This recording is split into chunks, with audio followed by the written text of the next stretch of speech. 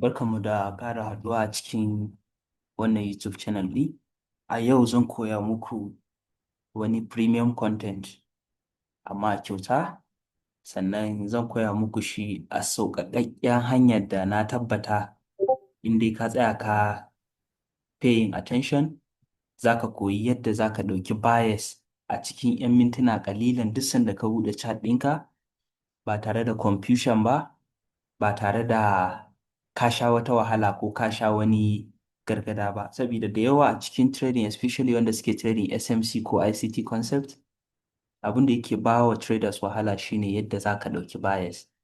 Menene bias? Yadda za ka san direction ɗin da farashi zai je, inda farashi zai tafi, ko in ce inda kasuwa za ta tafi a babban time frame. Shi kuma in kana trading ICT concept specifically ko SMC, sanin direction ɗin da price zai je a babban time frame kamar kayi 50% na analysis naka ne. Domin ka samu cikakken setup ɗin da za ka yi making good trades, yana da kyau ko in ce wajibi ne sai ka san direction ɗin da kasuwa za ta a babban time frame. Misali, sai ka san a daily time frame mai kasuwan take, a ina farashi yake, ina zai je a daily time frame. Sannan ne za ka sauka ƙaramin time frame ka fara applying model ko in ce strategy naka wajen ɗaukar entry. So wannan ɗaukar bias yana da wahala. Wasu suka daɗewa ba su iya sun koyi yadda za su ɗauki bias ba. Shi sa wannan bidiyo ɗin na deciding na ce to zan koya wa followers na da subscribers nawa yadda za ku samu bias free kuma in a very simple way. So now, in za ka ɗauki bias a wannan simple approach ɗin, abu na farko da za ka sani shine za ka yi amfani da iya daily time frame ne. Shine time frame da za ka yi amfani da shi. Daily time frame, right? Sannan abu na biyu shine idan ka buɗe daily time frame naka, abin da za ka yi understanding shine ina ne kake da internal range liquidity. Sannan abu na uku, za ka yi understanding ina ne kake da external range liquidity. Mun sani in aka ce internal range liquidity yana nufin fair value gap, right? Duk sanda ka ji internal range liquidity yana nufin fair value gap, volume imbalance, right? Backing block, wa'annan su ne internal abin da yake within the range kenan. So kana da under internal kana da fair value gap, right? Kana da volume imbalance, kana da backing block. Wa'annan su ne suka haɗu suka samar da internal, dukansu imbalances ne. Sannan bacin internal range liquidity muna da me? Muna da external range liquidity. In aka ce external range liquidity, simply yana nufin old high ko kuma old low. In other term, ko a ce support ko resistance, mun sani above support, below support akwai buy sell side liquidity, above resistance akwai buy side liquidity. So old high ko kuma old low, wanda shine ake kiransu da buy side liquidity, right? Or sell side liquidity. So wannan shine external range liquidity. Misali, yanzu a cikin chart idan muka ga, in muka buɗe chart ɗinmu muka ga abu kamar haka, inda za ka nemo external range liquidity, misali a nan kana da high, kana da buy side liquidity, ko kana da buy side liquidity ta nan. So kana da buy side liquidity a old high, above old high kana da buy side liquidity. I just want you to pay attention. So kana da buy side liquidity, ko above old high kana da buy side liquidity. Duk inda muke da old high, retail trader za su ce resistance, ko below old low fa kana da sell side liquidity. Kana da sell side liquidity, right?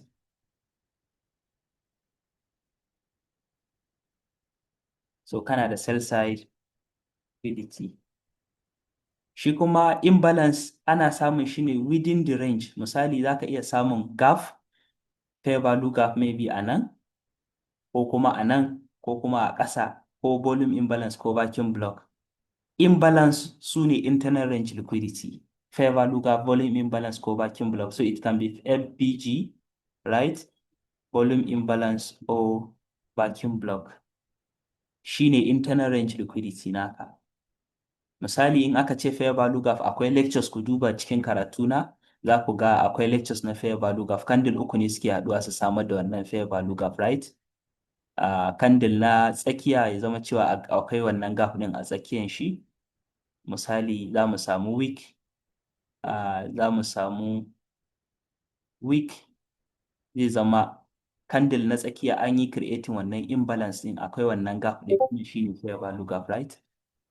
To volume imbalance shi kuma mun sani weeks ne suke haɗuwa, body ɗin ba sa colliding. Shi kuma vacuum block mun sani gap ne, kamar mostly settlement gap da ake samu kana amfani da RTH ko kuma let's say news ko kuma new day open ko new week open, akan samu wannan gap ne.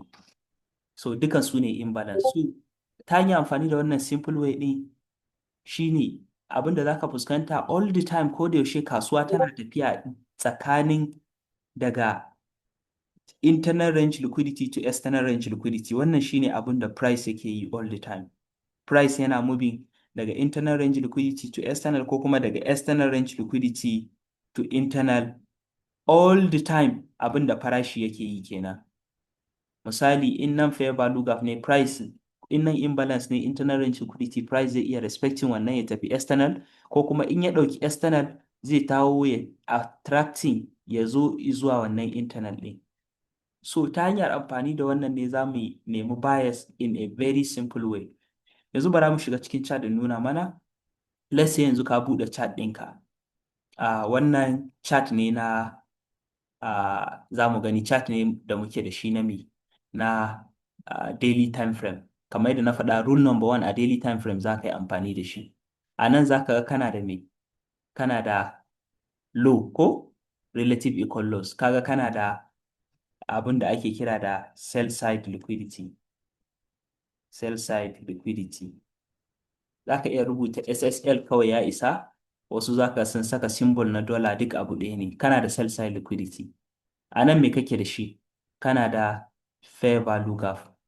Kana da me? Kana da internal range liquidity. Shine ne abbreviating din shi na saka IRL. Kana da internal range liquidity.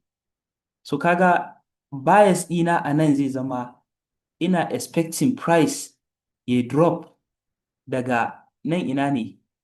In ka lura zaka kana da ina? Kana da external range liquidity. Kana da external range liquidity ko? Dan bayanin da na yi minti ɗaya ko 'yan sakwanni daga baya, na ce kasuwa tana moving daga external to internal ko kuma daga internal to external. Kana da external range liquidity a nan.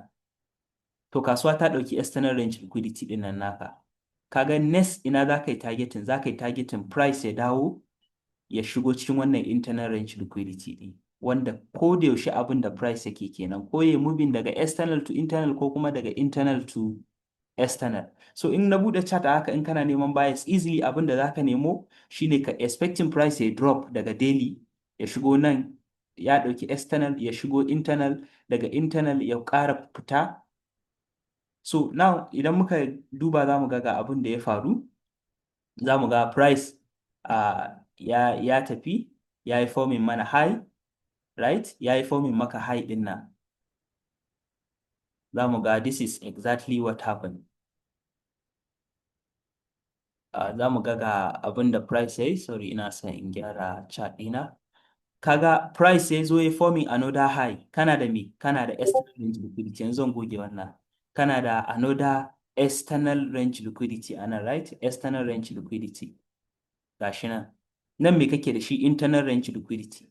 So yanzu idan kana neman bias ta hanyar amfani da wannan approach ɗin, me bias ɗinka zai zama? Bias ɗinka zai zama bullish. Me zai sa bias ɗinka ya zama bullish? Sabida yanzu price ya shigo cikin internal range liquidity. Na haka za ka yi expecting price ya tafi daga internal range liquidity ya attacking external range liquidity.